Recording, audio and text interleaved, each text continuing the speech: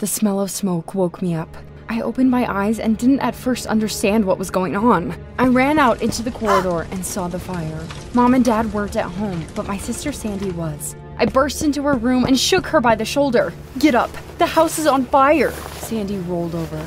"Quit it with your stupid prank." There was a crackling sound behind the door, and the smell of smoke got even stronger. Sandy finally got up, and we ran out into the corridor. Everything around us was on fire. The worst thing was that the way to the stairs was cut off by flames. Damn it! How are we supposed to get out now? Hi, I'm Christy. At school, they call me the Queen. Usually that title went to a beauty or the captain of the cheerleading team. However, I was the Queen of Pranks.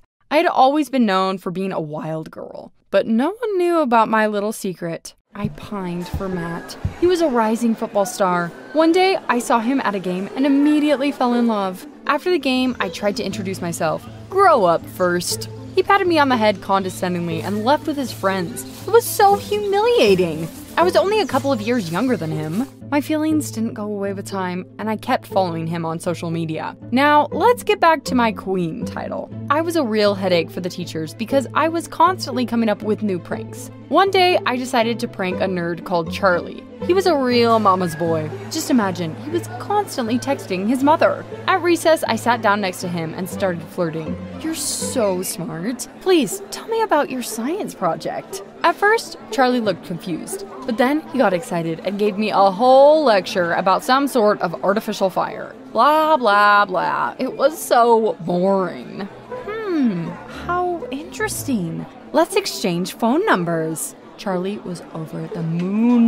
Then my friend distracted him and I quickly picked up his phone. I opened his contacts and changed his mom's name to my own and vice versa. Charlie spent the day texting his mom and thinking it was me. Meanwhile, I got the messages he was sending his mom. I even read them to my friends. Just listen. "Mom, I had a good meal. I'm doing great. Love you." Everyone roared with laughter. We were having the time of our lives. And Charlie didn't understand what was going on. At the end of the day, his mother came to school. She looked as ridiculous as he did. "Son, why did you text me such strange things?" We laughed at both of them. Charlie and his mom went to the principal's office, and I was soon called there as well. I didn't want to listen to any lectures, so I just went home. I bumped into Sandy at the door. She was wearing an elegant dress and beautiful jewelry. "Where are you going?" "None of your business." "Christy, come here right now." It turned out that the principal had already called my parents and told them about my behavior. What a snitch. "You brought shame to us again. When will it end? This is unacceptable. Go to your room and read instead of messing around. And stay at home all evening? No thanks." I called my friends and decided to go out. I crept downstairs and was almost at the door when my mother noticed me. "No walks, you're grounded. It's too late anyway." "It's not fair. Sandy hasn't come back yet." "Unlike you, Sandy has never let us down. Besides, she's older than you." I got angry. She wasn't that much older, just by a year, but my parents stood firm. The next day, we were in for a surprise at school. The principal gathered everyone in the big hall. "There is going to be a new camp on the coast soon. The school will pay for a week for the best students to stay there. The rest of the students can go if they pay for themselves." Of course, I wasn't one of the best students. Sandy, however, was at the top of the list. Of course she was. At first, I wasn't all that upset. Then I found out something. I went to Matt's page as usual and saw a new post. He was going to that camp too. Now I had to get there no matter what. At home, I asked my parents for money. "No, you're grounded for bad behavior." "Look at Sandy. She studied well and now she's going there for free." I was upset, but then got an idea. I had to team up with Charlie. Everyone had always made fun of him, and after my prank, the teasing had only gotten worse. However, the teachers liked him. In the morning, I asked him aside to talk. "I have an offer for you.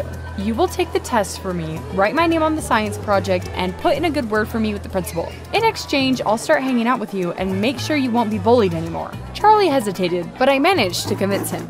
I tried to behave myself for the rest of the time before the camp and fulfilled my promise. I taught Charlie how to stand up for himself. The only thing that infuriated me was his habit of texting his mother all the time. One day, I came home and heard Sandy talking to our parents. "A guy should be getting here soon. We're dating, and I want to introduce him to you." Did Sandy have a boyfriend? Wow, she must have been dressing up for dates lately. When I walked into the room, Sandy gave me an annoyed look. Just don't make any stupid jokes. You're worse than a child. Her condescending tone infuriated me. We started to argue, but then the doorbell rang. Sandy ran to the door and I went up to my room. She thought I was acting like a child, huh? Well, she asked for it.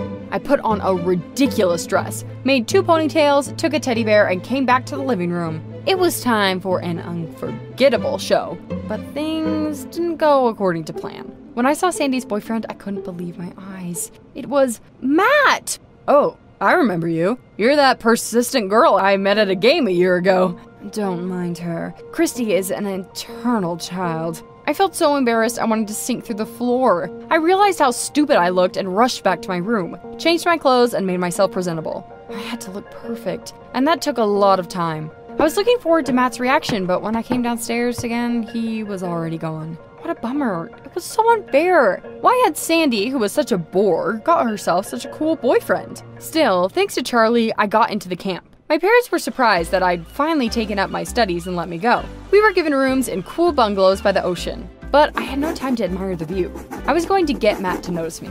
To do that, I came up with various pranks and tried to make Sandy look bad. One day, my sister walked into the beach locker room and hung her clothes there. I sneaked up, took her clothes, and left a stupid costume instead. She had no choice but to put it on. Everyone died laughing at her. Matt walked by. I mentally rubbed my hands. Now, he would laugh too. Sandy, what a cool costume. You look so cute in it. Excuse you? I gritted my teeth with anger. Soon, I came up with a new prank. I bought a rubber snake in a gift shop and tied it to a fishing line. When Sandy was sunbathing, I threw the snake at her and pulled. Sandy screamed and jumped to her feet. Help! Help! He's a snake! When everyone realized that it was just a toy, they started laughing at my sister again. But Matt was there for her. It's not funny. Anyone would have been scared in Sandy's place. It became clear that such tricks wouldn't work. I decided to try something else and asked Matt aside. Are you and Sandy serious? I'm just worried. Don't be. I'll never hurt your sister. Actually, I'm worried about you. Sandy has a new boyfriend every week. That's weird. It doesn't seem like her. Just be careful.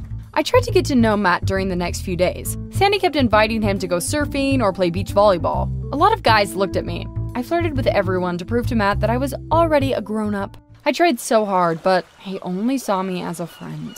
Meanwhile, I got an obsessive fan. His name was Tom. He also enjoyed pranks and was up for anything. One evening, everyone gathered around the campfire and took turns telling horror stories.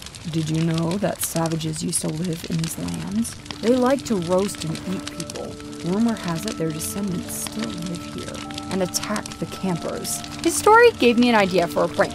I would definitely be noticed after that. The next day, I came to Charlie's bungalow. That nerd was working on his project even though we were in a camp. I remembered that he knew how to imitate fire using various reagents. The flame was supposed to look real, but not burn. I came up with a cool idea for a prank. I'll hang over the campfire, but the flames won't be real. No one knows about your project, so everyone will definitely be shocked. Sorry, but no.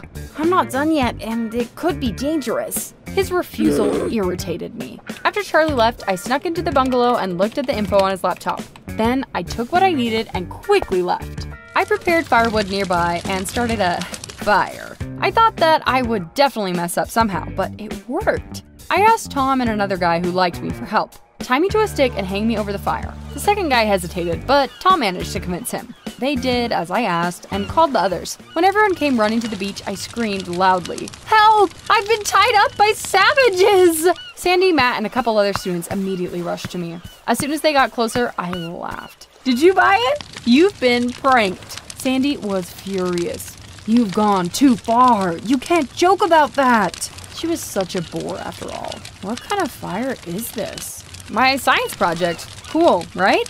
Then the boys came up to me and tried to untie me. One of them accidentally touched the flame and something went wrong. The fire suddenly started to hiss. Charlie's voice rang out from the crowd. Be careful! Everyone, get back! Before the boys could finish untying me, they had to jump aside. There was a flash and part of the reagent got on my hand. Someone called a doctor that was on duty at the beach. While my burn was being treated, I snapped at Charlie. It's all you and your idiotic project's fault. I told you it wasn't ready yet. So I'm the one to blame? You know what? I won't help you anymore. You're such a wimp and a mama's boy. Charlie took offense and left. The burn was mild. They bandaged my arm and allowed me to stay in the camp. How could you even think doing such a thing was okay? You could have been seriously injured. What would I have told Mom and Dad? Sandy started telling me off right in front of Matt. It was so damn humiliating. Quit pretending to be a perfect older sister. I went to my bungalow and then Tom caught up to me. That prank was awesome. Let's do it again. I wanted to send him to hell, but suddenly got a better idea. Why don't you hit on my sister? She's pretending to be a perfect girlfriend. I want you to seduce her. I'd always known Tom was ready to do anything for fun. He immediately agreed. We came up with a plan. I said I would take care of Matt. One day, I was walking along the shore with him.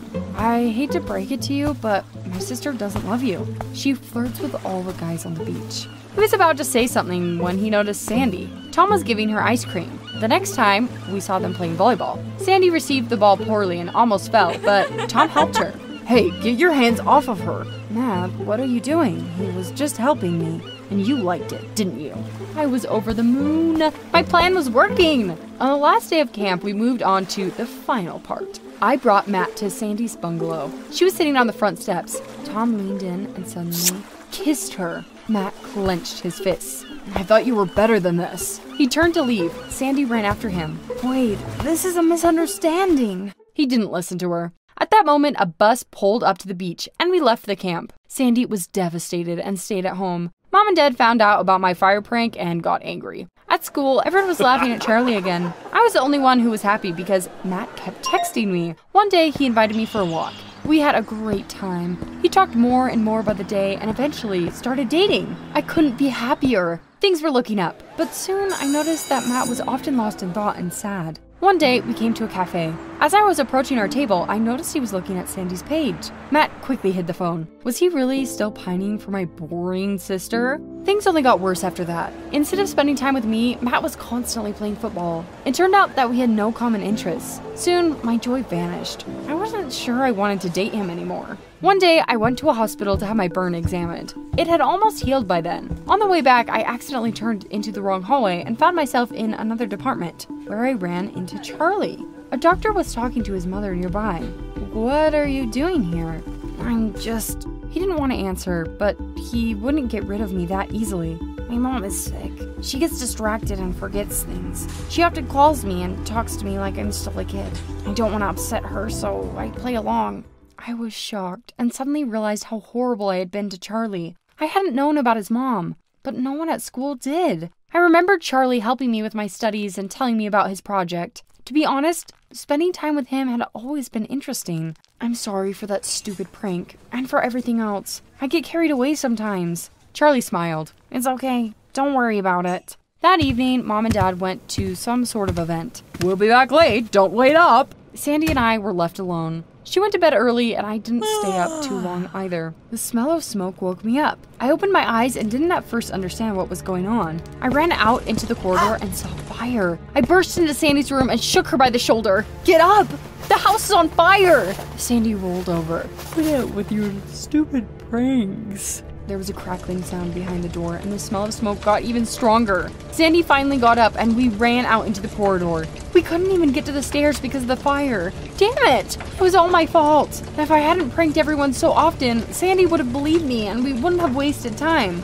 God, what do we do now? I quickly came up with an idea. I grabbed Sandy's hand, dragged her to my room, opened the window, and made her get out. There was a fire escape by the window. Sandy was terrified of heights, but I helped her, and then she got down herself. We called the fire department and our parents. The fire was quickly extinguished. Soon, our terrified parents arrived as well. Christy, it's probably your fault again! You almost got yourself and your sister killed! Actually, she saved me. I wouldn't have gotten out on my own. The fire was caused by faulty wiring. You should check it more often. My parents looked at each other in shock and then hugged my sister and me. Christy, I'm sorry. You're a real hero. A little later, I told Sandy I had done everything I could so that Matt would break up with her. I figured it out a long time ago. I'm sorry. I was so selfish. The next day, I met with Matt and told him everything. At first, he didn't believe me. So I called Tom and he confirmed my words. Matt and Sandy started dating again. My sister forgave me and our relationship improved. I helped Charlie at school. Thanks to my efforts, he started dressing well and wearing contacts instead of glasses. A lot of girls saw him on the beach and noticed that he had a great figure. I convinced everyone that it was cool he was talking to his mom so often. He's a very caring son. Soon, I took up my studies. Charlie and I worked on the project together and soon started dating. Now, we go on double dates with Matt and Sandy. I pined for one guy, but found happiness with another one. Have you ever been in a similar situation? Tell us in the comments down below.